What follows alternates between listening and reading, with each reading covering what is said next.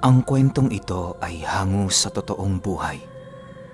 Karanasan ito ni Palopiano.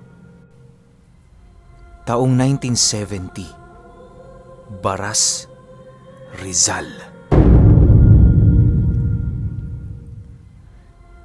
Itong mga panahong ito, kakauwi pa lang ni Palopiano sa Baras. Tubong Quezon ito at nadapo lamang sa Rizal para magbakasyon. Dahil sa wala pang asawa noon si Palopiano, kung kaya't nagagawa niya ang lahat ng kanyang gusto. Wala din naman siyang naiwang mahal sa buhay sa Quezon, kaya na may mananatili siya sa kanilang lugar hanggang sa matapos ang bakasyon. Sa kanilang tahanan sa Baras, kasakasama niya doon ang kanyang mga magulang at ang kanyang lolo. Matagal na din kasing namatay ang kanyang lola, kung kaya't kinupkup na lamang nila ito. Ang iilan kasing mga kapatid ng ama noon ni Palopiano ayaw bigyang pansin ang kanilang naiwang magulang sa kadahilan ng pabigat umano ito sa kanilang pamumuhay. Dahil sa pagtanggi ng mga kapatid ng kanyang ama, kung kaya't sila na lamang ang kumupkup dito. Masaya naman sila Palopiano na naroon sa kanilang bahay ang kanilang lolo, gawa ng nagagabayan ito ng maayos ang iilan niyang mga kapatid na kasalukuyang nag-aaral sa elementarya at kolehiyo. Sa ilang araw na pananatili ni Palopiano sa Baras, naging masaya naman ang lahat. Inuman, pakikita-kita ng mga dati niyang kaibigan, gala dito, gala doon, lahat yan ay walang patid na ginagawa ni Palopiano araw-araw. Subalit, kahit saan mang dako siya magpunta noon, anuman ang kalagayan ng kanyang katawan matapos ang kasiyahan, ginagawa niya pa rin ang lahat para makauwi sa kanilang tahanan.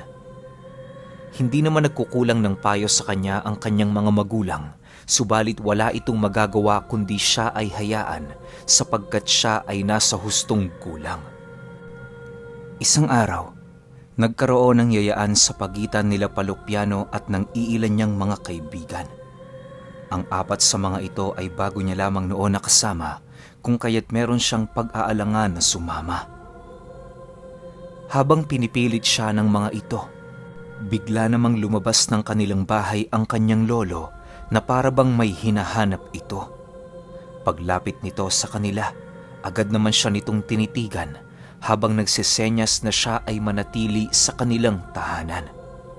Subalit dahil sa ingay ng mga kasama ni Palopiano, napilitan itong sumingit sa kanilang pag-uusap. Palopiano, huwag ka na munang umalis. Araw-araw wala ka rito. Bakasyon ba para sa pamilya ang inuwi mo o para sa barkada? May panahon para sa mga bagay na yan, iho. Hindi oras-oras kasiyahan lang dapat ang atupagin mo. Ay, naku kang bata ka. Wika ng kanyang lolo habang patuloy na pinagmamasdan ang kanyang mga kaibigan. Nang marinig ito ng kanyang mga kasama, bigla naman itong napatahimik habang nakatitig sa kanya. Ang apat na hindi kakilala noon ni Palopiano ay dumistansya na parabang ayaw nilang madamay sa galit ng kanyang pangalawang itay. Pagtitig ng mga ito sa lolo ni Palopiano, laking gulat na lamang niya nang masipat niya ang matandang kumuha ng isang tipak ng kahoy at nag-akmang hahatawin ang apat na yon. Dahil sa ginawa nito, kung kaya't doon na nag-umpisang magkagulo ang kanyang mga kaibigan. Inakala nitong nababaliw na ang kanyang lolo, kaya hindi na yon nagtagal sa kanilang tahanan. Sa pagbalik ng katahimikan sa paligid, ninais niyang pagmasdan ng matanda habang nananatiling walang imik. Lo, bakit mo naman ginawa yun sa mga kaibigan ko? Hindi naman ho tama ang inasal ninyo? Tanong ni Palopiano sa kanyang lolo. Nang marinig ito ng matanda, seryosong tumitig ito sa kanya habang sumasagot ng, Hindi mo ba kilala kung sino ang mga kausap mo kanina? Kaya nakakapasok ang mga demonyong yun dito kasi pinapatuloy mo. Sa susunod, Palopiano, piliin mo ang mga kaibigan na pagkakatiwalaan mo. Huwag yung mga kagaya nilang mga demonyo Matapos nitong makapagsalita, agad naman itong umupo sa kanyang harapan at walang pagdadalawang isip na inilahad na ang mga itinuturing niyang mga kaibigan ay mga aswang. Matagal na umano itong alam ng kanyang lolo sa kadahilanang kilala niya ang mga magulang nito. Labis din yung tumutol sa mga ginagawa nilang lakad, lalo pat kung hindi siya nakakapagpaalam sa kanilang pamamahay. Dagdag pa ng matanda na kahit hindi siya kayang galawin ng mga ito, masyado pa rin yung mapanganib sa kadahilanang hindi nila nababasa ang utak ng mga nilalang. Nang mapag-alaman niya ang mga bagay na yon, halos hindi naman siya lubusang makapaniwala sa kadahilanang normal naman para sa kanya kung titingnan ang kanyang mga kaibigan. Sa pagpapatuloy ng kanilang pag-uusap, inilahad ng kanyang lolo ang mga pruweba na mga aswang ang mga kaibigan niyang nagyayaya sa kanya. Maaaring kaya nakikipaglapit loob ang mga ito sa kanya dahil naghahanap yon ng tamang pagkakataon para umatake. Maniwala ka sa akin, Apo. Bistado ko na ang mga dugo ng mga yan. Alam mo, nararamdaman ng isang demonyo ang kapwa niya demonyo. Halika na nga, pumasok na tayo. Pabirong wika ng kanyang lolo matapos nitong makapagsalita. Bagaman seryoso ang pagkakasabi sa kanya ng matanda, itinuring pa rin yung isang biro ni Palopiano sa kadahilanang kilalang-kilala niya ang kanyang lolo bilang mapagbirong tao. Iniwasan na din yung bigyan ng ibang kahulugan nang sa gayoy hindi na siya gaanong mapag-isip ng mga kasagutan. Ilang araw pa ang lumipas, naging abala na lamang sila Palopiano sa kanilang mumunting negosyo. Iniwasan na rin niya noong sumama kung kani-kanino, gawa ng hindi na siya pinapayagan ng kanyang mga magulang. Kahit hindi na nagagawa ni Palopiano ang kanyang gusto, ninais na lamang niyang maging masaya sa ibang bagay. Isang araw, habang abala sila sa pag-aayos ng mga ibibentang saging, biglang lumapit sa kanya ang kanilang ama habang patuloy na naglululundag sa tuwa. Paglapit nito sa kanya, bigla naman siya nitong binulungan ukol sa pagdadalang tao ng kanyang ina.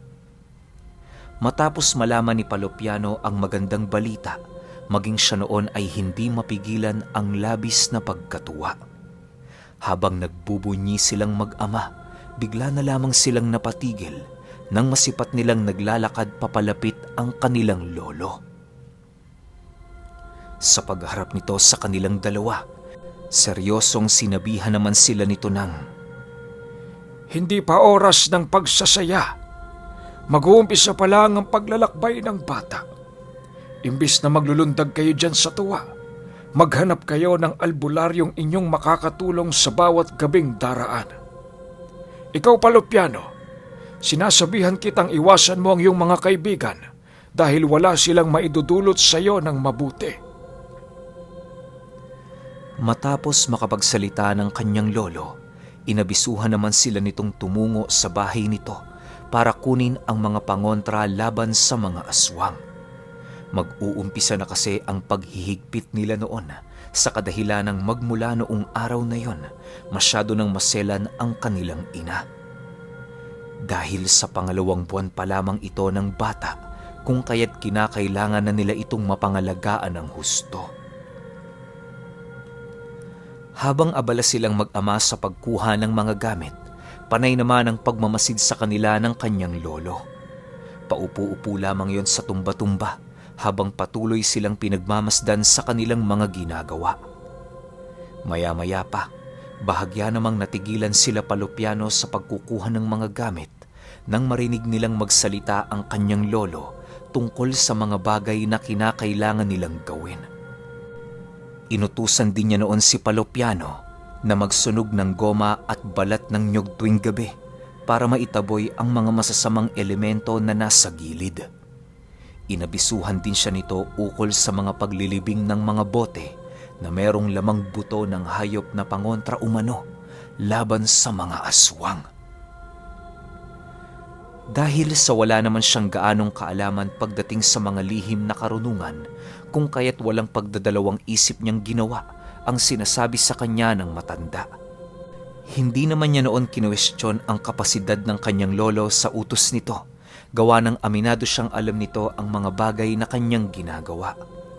Sa pag-alis ng ama ni Palopiano sa tahanan ng kanyang lolo, dahan-dahan naman itong lumapit sa kanya habang nakangiti.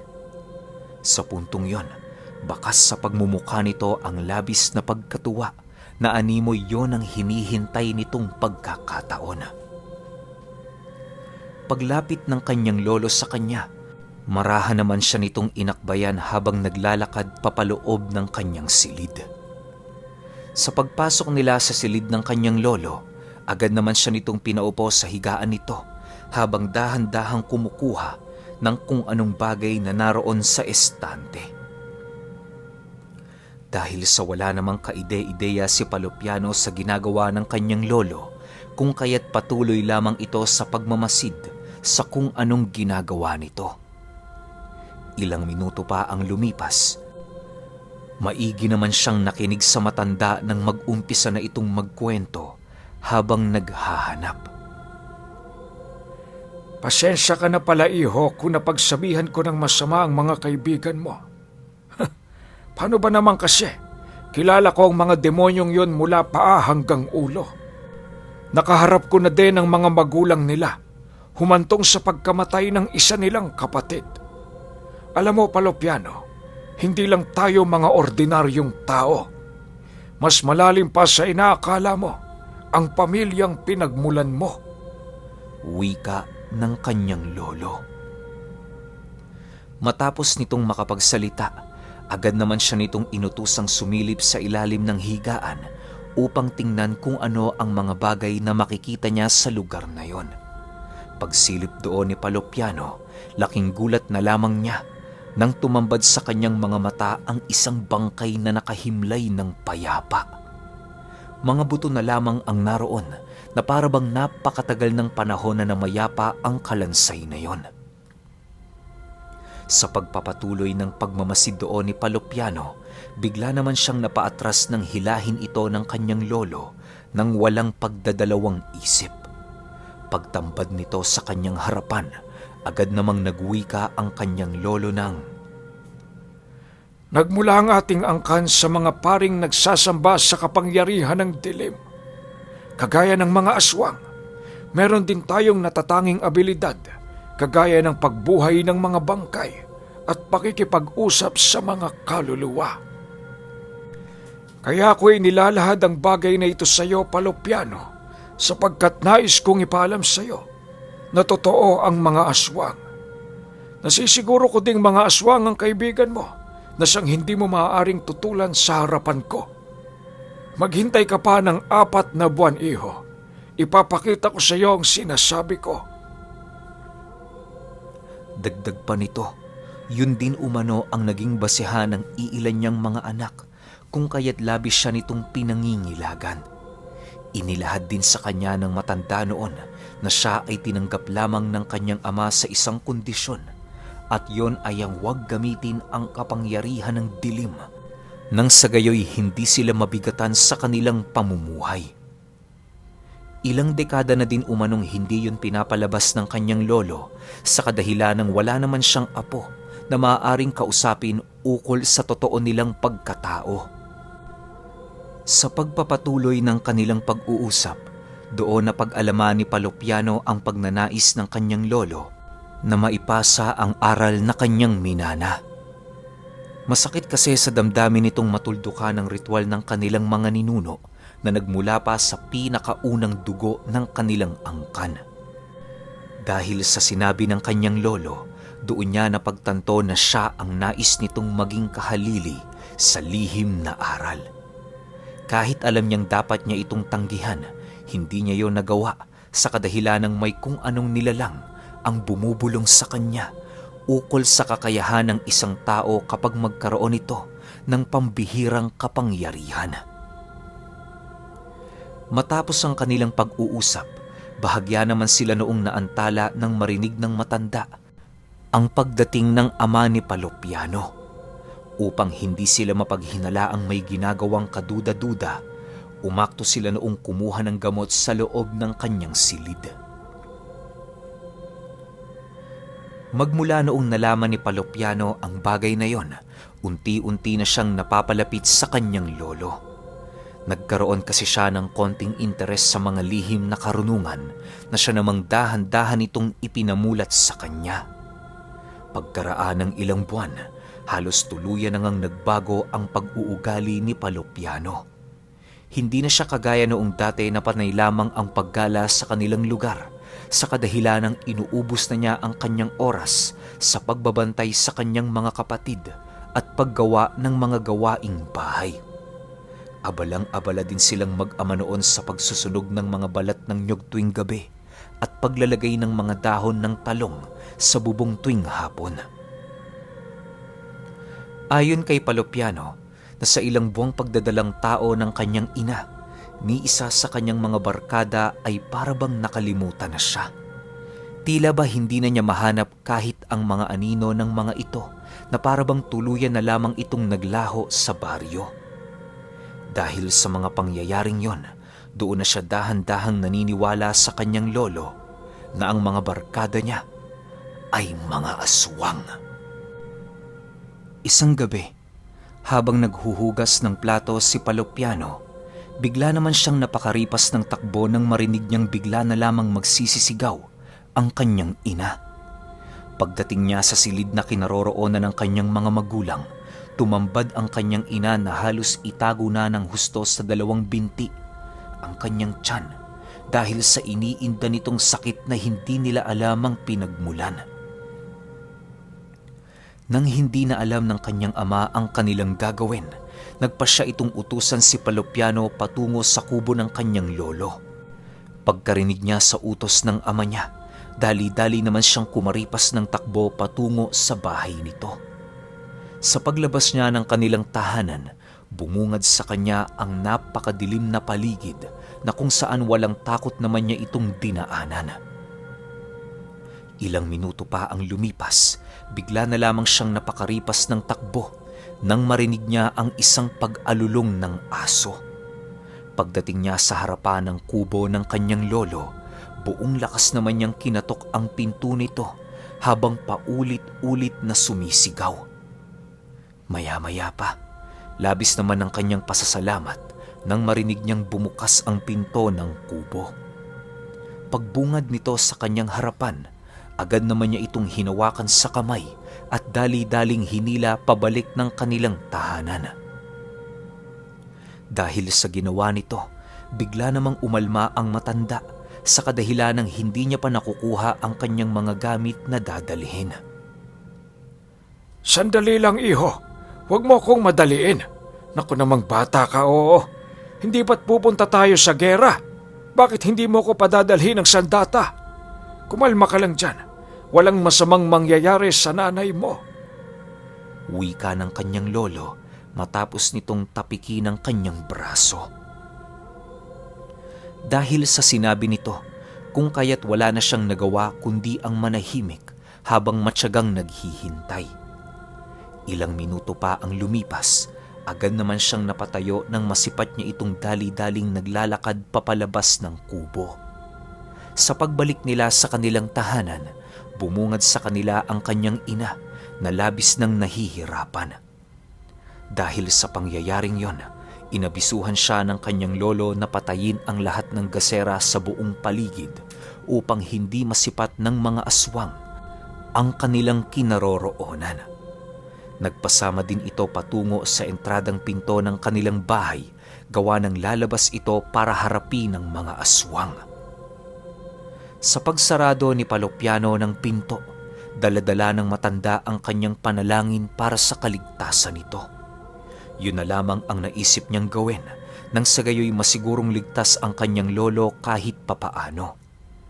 Ilang minuto pa ang lumipas, doon na nga nag-umpisa ang kanilang pagrinig ng mga pagsisigawan sa paligid na parabang merong mga taong kinakatay di kalayuan sa kanilang bakuran. Kahit nakakapanindig balahibo ang mga sigawan na kanilang naririnig, pilit pa rin silang nagpapakatatag alang-alang sa kanilang ilaw ng tahanan na labis ng nahihirapan. Sa pagpapatuloy ng ganoong kaganapan, nananatiling alerto naman sila Palopiano sa mga pangyayaring hindi inaasahan. Medyo nababahala na kasi sila noon sa kanilang kaligtasan, gawa ng may naririnig silang mga lumilipad sa himpapawid. Hindi na din nila noon gaanong naririnig ang kanyang lolo, indikasyon na maaaring nasa panganib na ito. Bagaman nagnanais silang mag-ama na tulungan ang matanda, hindi naman nila yon nagawa sa kadahilan ng maging sila, aminadong naunahan na ng takot ang kanilang mga isipan. Animoy, ni paghakbang noon ay hindi nila nagagawa sa kadahilan ng napakatindi na ng mga nangyayari sa buong paligid. Dumating na nga ang puntong may naririnig na sila noong umaalulong na tao sa gilid ng kanilang bahay habang walang sawa nitong kinakalmot ang dingding nilang gawa sa pawid. Sa pagpapatuloy ng mga pangyayari, bigla namang nabaling ang atensyon nila Palopiano sa entradang pinto ng kanilang tahanan nang makarinig sila doon ng mga malalakas na pagkatok. Pagtawag ng lolo ni Palopiano noon sa kanila, dali-dali naman niya itong nilapitan at walang pagdadalawang isip na binuksan. Sa pagbungad ng kanyang lolo sa kanyang harapan, agad naman itong iniabot ang isang maliit na tungkod habang nagwiwika ng, Hawakan mo muna yan, apo. Saglit lang to. Yung nanay mo pakitingnan. Sipatin mo kung merong tumutulong dugo sa kanyang mga mata o di naman kaya'y sa kanyang tenga. Nang marinig ni Palopiano ang sinabi ng kanyang lolo, agad naman niyang tinungo ang kinahihigaan ng kanyang ina. Pagsilay niya rito, napanatag naman ang isipan niya sa kadahilan ng wala siya roong nakitang anumang bahid ng dugo sa katawan. Makalipas ang ilang minuto, agad namang bumalik ang katahimikan sa paligid. Pagpasok noon ng kanyang lolo, tumambad sa kanila ang dugoang kasuotan nito at butas-butas na maong. Dahil sa kanilang mga nakita noon, dali-dali naman nilang tinulungan ang matanda upang masigurong wala itong malubhang pinsala sa katawan. Nang mapagtanto nila Palopiano na nasa maayos na itong kalagayan, doon na nila ito inumpisahang tanungin ukol sa mga nangyari. Nang marinig ng matanda ang kanilang sinabi, tanging pagtawa lang naman ang nagawa nito habang nagwiwika ng, Hindi na babalik ang mga demonyong yon. Masyado silang ganid sa sanggol. Hindi na nila ako ginalang.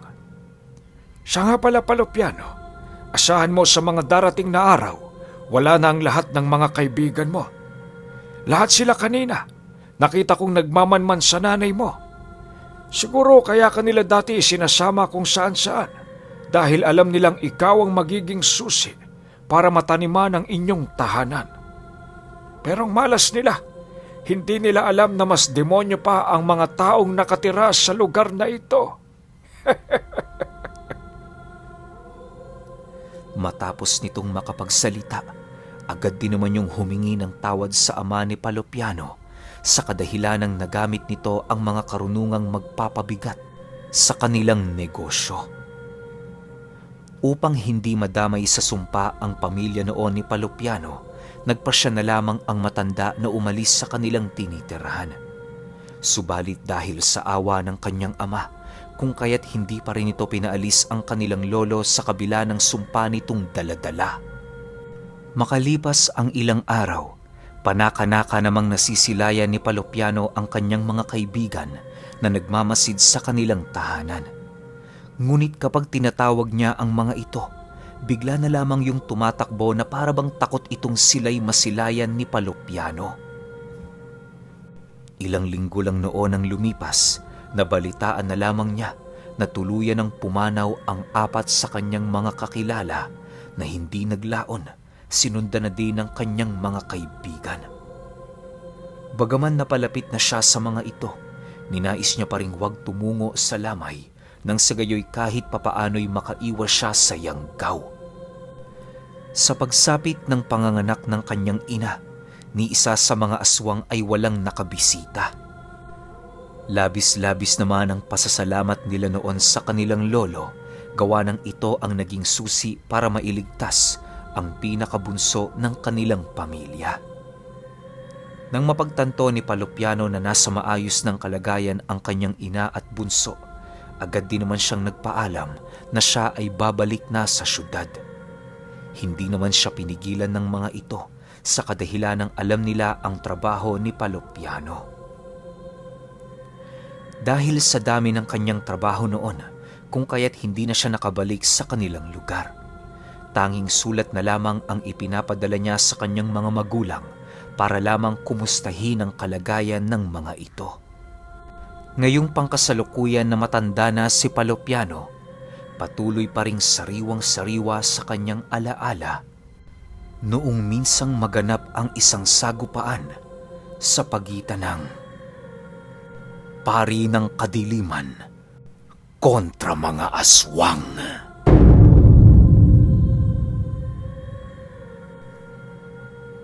Okay, opinion ko sa kwento. Ang angas naman nung pari ng kadiliman. Pero kasi 'di ba, tama naman ako eh.